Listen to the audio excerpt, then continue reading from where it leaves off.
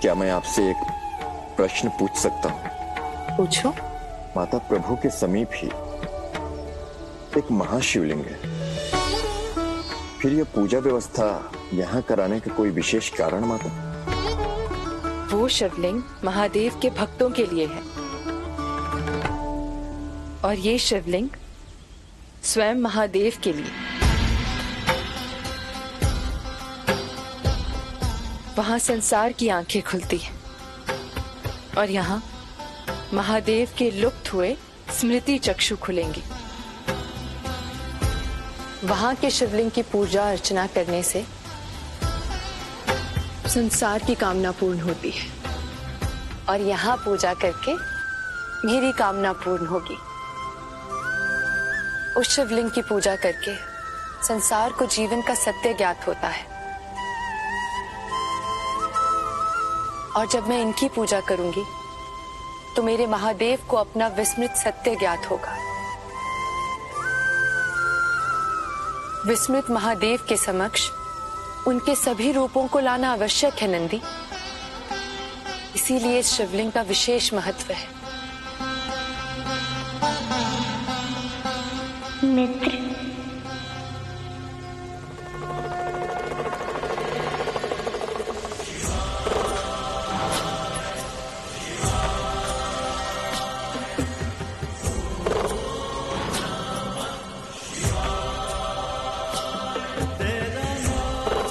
पधारिए। आपने अपना वचन पूर्ण किया। निश्चित ही मेरी कामना पूर्ण होगी, मेरी पूजा सफल होगी।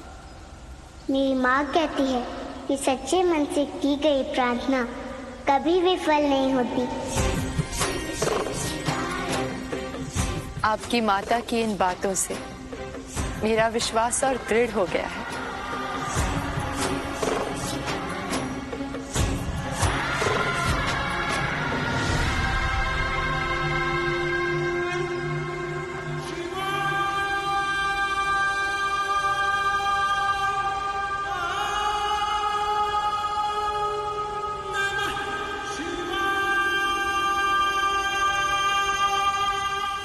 ये वैसा ही शिवलिंग है जैसा हम कैलाश में निर्मित किया करते थे। संभवतः इसे देख आपको सब स्मरण आ जाए महादेव।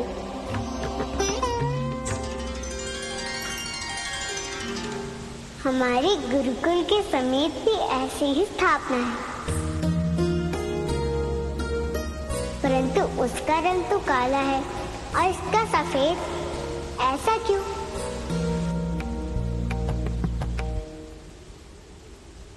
ये महादेव है जिसने जिस रूप में इनकी भक्ति की, जिस रूप में इन्हें पाने की इच्छा प्रकट की, ये उसी रूप में उन्हें प्राप्त होते हैं।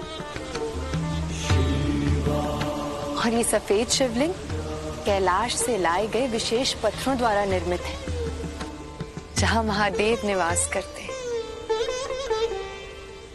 कैलाश?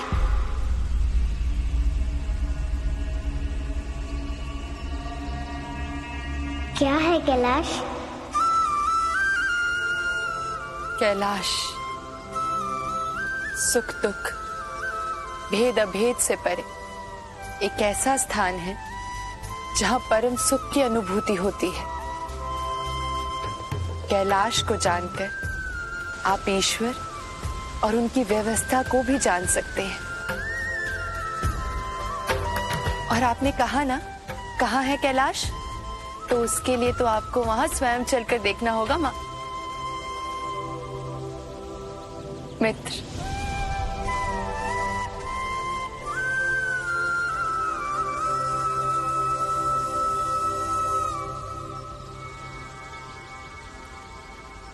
मैं पूजा आरंभ करती हूँ। मैं स्तुति करूंगी, आप ध्यान लगाएंगे। ध्यान लगाएंगे ना? ध्यान तो मुझे सर्व प्रिय है मित्र। आप पूजा प्रारंभ करें।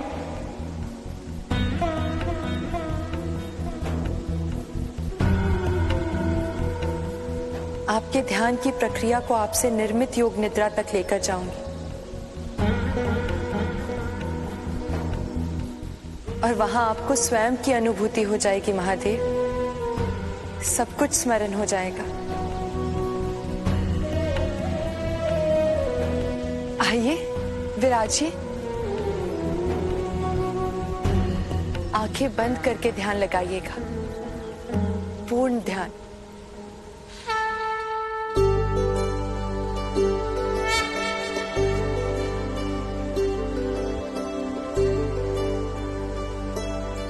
नमामि शमीशान निर्वाण रूपम। नमामि शमीशान निर्वाण रूपम विभुं व्यापकं ब्रह्मवेद स्वरूपं निजं निर्गुणं निर्विकल्पं निरीहं चिदाकाशमाकाशवासं भजेऽहं निराकारमोङ्कारमूलं तुरीयं निराधारकोटितमीशं गिरीशं करालं महाकारकालं कृपालं गुणागार संसारपारं नतोऽहम्।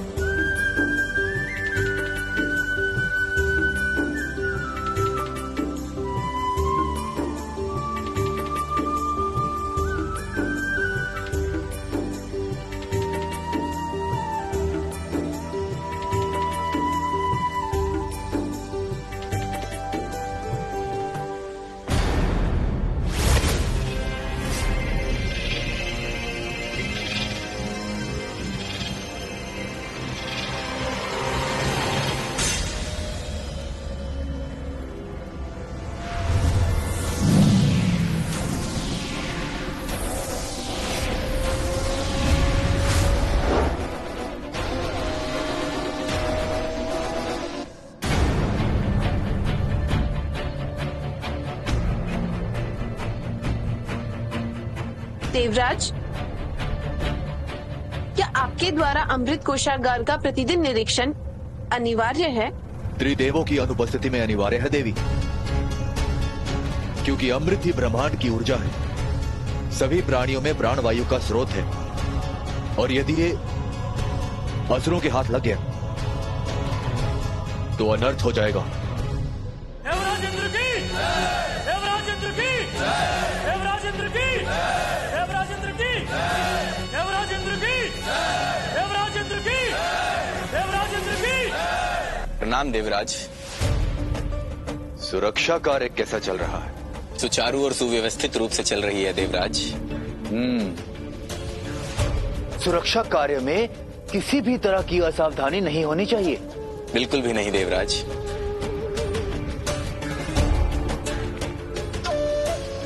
इन मूर्ख देव सैनिकों को पहचानना भी नहीं आता।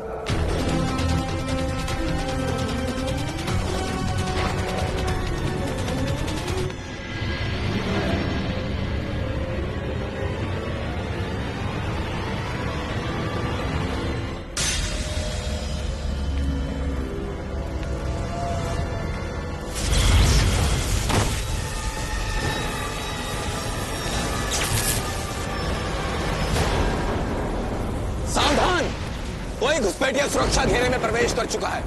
सैनिकों, सब सतर्क हो जाओ।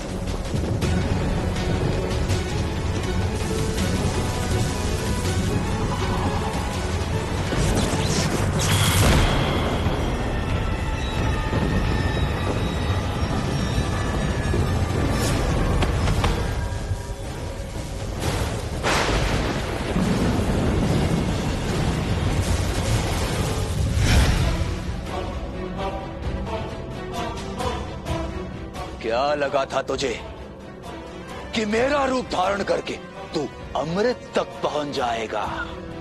अमृत का सुरक्षा चक्र कोई नहीं तोड़ सकता। शीघ्र अपने वास्तविक रूप में आ।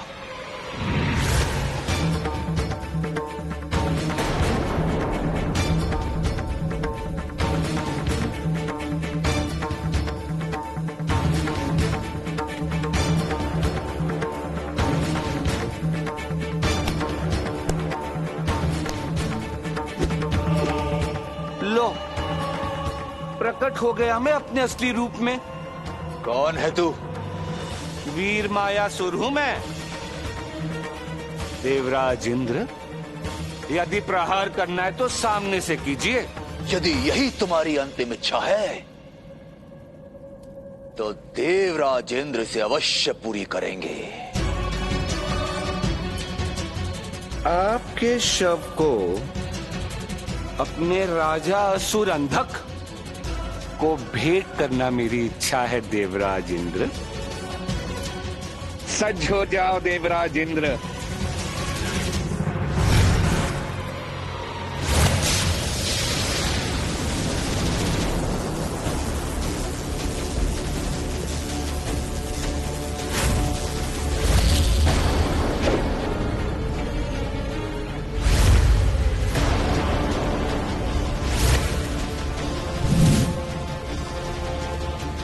सावधान सैनिकों!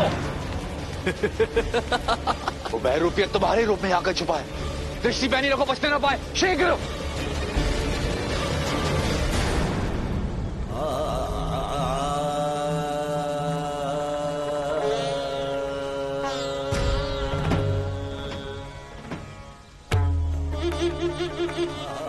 आपने अपने ध्यान में क्या अनुभव किया?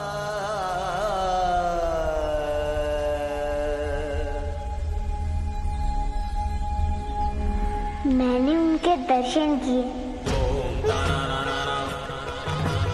उनके स्वरूप के।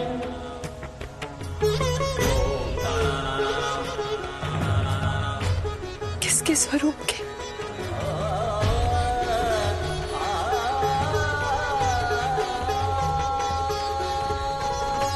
माता के स्वरूप के।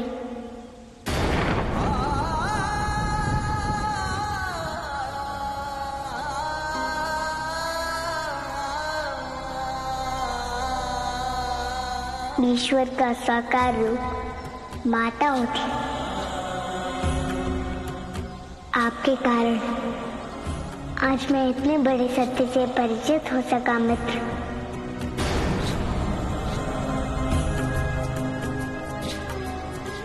आपका बहुत बहुत धन्यवाद।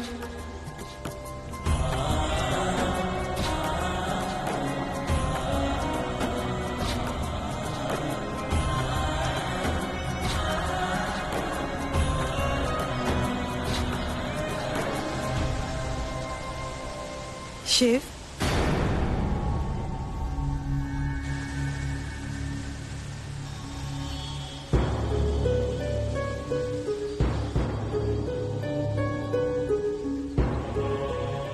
मेरे नए घर में आपका स्वागत है। धन्यवाद। आपका ये भवन बहुत रुचिकर है। आपकी पूजा संपन्न हो गई हो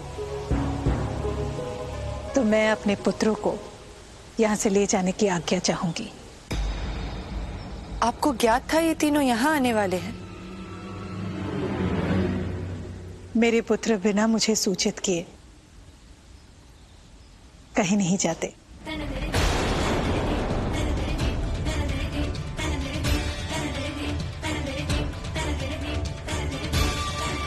चलो, गुरुकुल जाने का समय हो रहा है। चलो पुत्रों, आज्ञा दीजिए।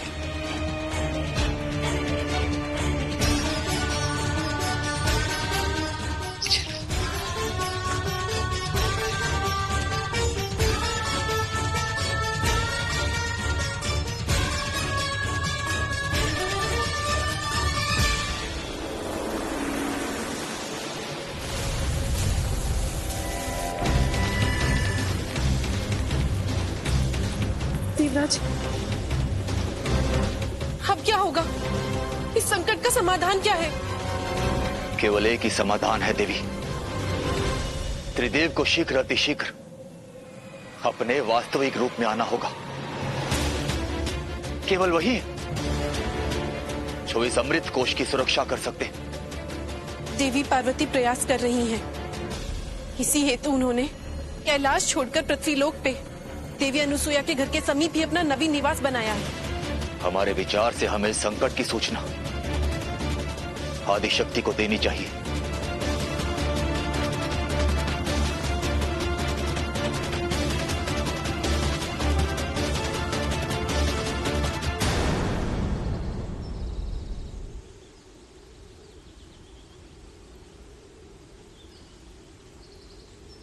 माता पार्वती, प्रणाम स्वीकार करें। देवराज इंद्र, देवी इंद्राणी, आप दोनों एक साथ, वो भी इस समय? माता, एक विकट समस्या उत्पन्न हो गई है जिसका निवारण अत्यंत असंभव प्रतीत हो रहा है। अब आपको ही उसका निवारण करना होगा माता पार्वती। स्पष्ट कहिए, विषमता क्या है? माता, असुरी शक्तियां त्रिदेव की अनुपस्थिति का लाभ उठाकर अमृत कोषागार तक पहुंचने की चेष्टा करने लगी हैं। अपितु कल तो एक असुर अमृत कोषागार तक पहुंच भी गया था माता। ऐसे में अगर यह अमृत उन असुरों के हाथ लग गया तो भारी अनर्थ हो जाएगा। अमृत कोषागार तक असुर? और भय यह है कि यदि किसी असुर ने अमृत के लोभ में अमृत कोषागार के सुरक्षा कवच को हानि पहुंचा दी तो महाप्रलय की स्थिति उत्पन्न हो जाएगी।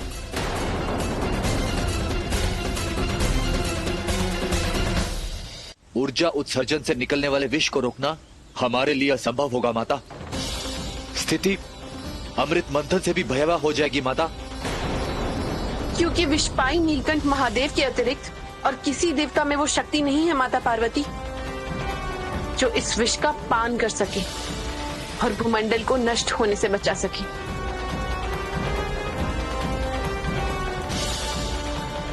और शिव तो स्वयं ही बाल रूप में है, इसलिए अब उन्हें वापस लाने के लिए आप स्वयं ही कोई प्रयत्न कीजिए।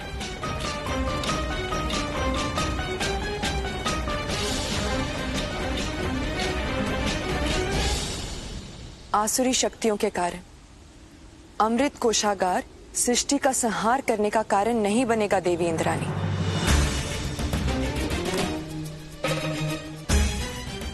सती अनुसुईया को त्रिदेवों को अपने बंधन से मुक्त करना ही होगा।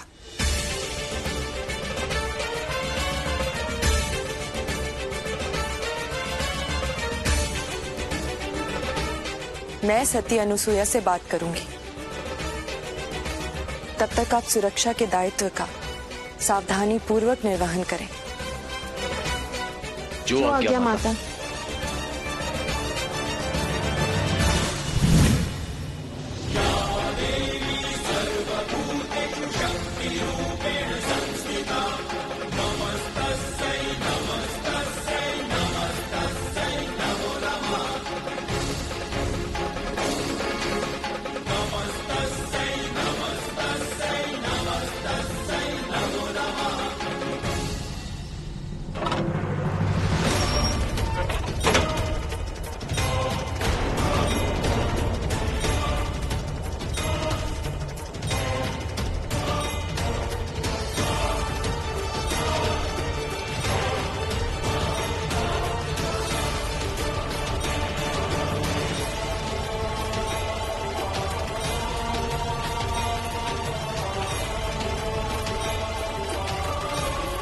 प्रणाम देवी पार्वती, पधारिए, स्वागत है आपका।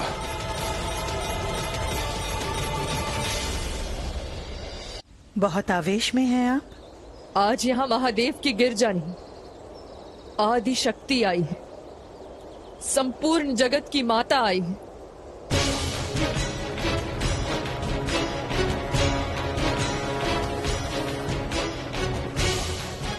आज प्रथम बार ये जगत माता विवश है।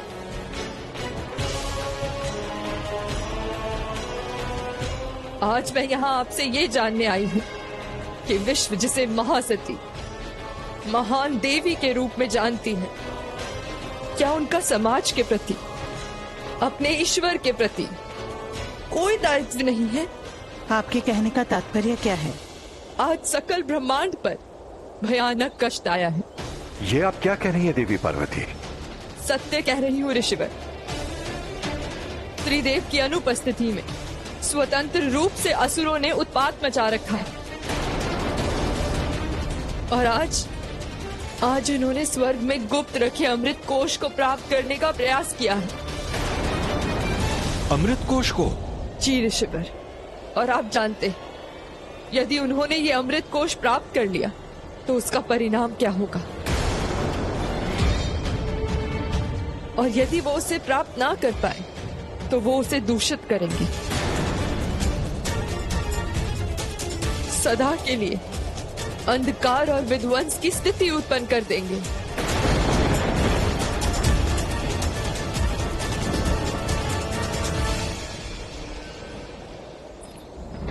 देवी अनुसूया, ये समय हठ धर्मिता का नहीं।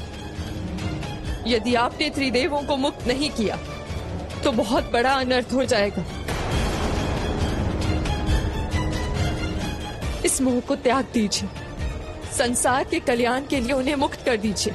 मेरे अधिकार क्षेत्र में केवल मेरे तप के बल पर त्रिदेवों को पुत्र रूप में प्राप्त करना था, जो मैंने किया। परंतु यदि आज वो अपने मूल रूप में लौटेंगे या नहीं, ये मेरे अधिकार क्षेत्र में नहीं है।